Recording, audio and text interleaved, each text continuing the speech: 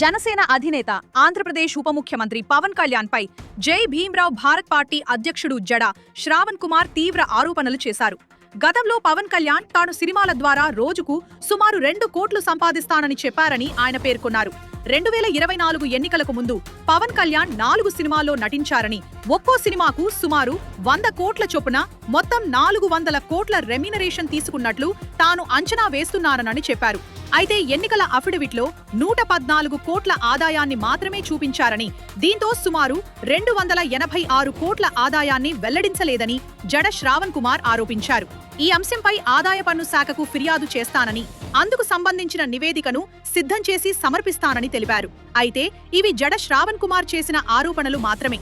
ఈ ఆరోపణలపై ఆదాయ పన్ను శాఖ నుంచి ఎలాంటి అధికారిక నిర్ధారణ లేదా పవన్ కళ్యాణ్ తరఫున అధికారిక స్పందన ఇప్పటి వరకు వెలువడలేదు. మీ అభిప్రాయం కామెంట్ చేయండి. ఇలాంటి అప్డేట్స్ కోసం సబ్స్క్రైబ్ చేయండి.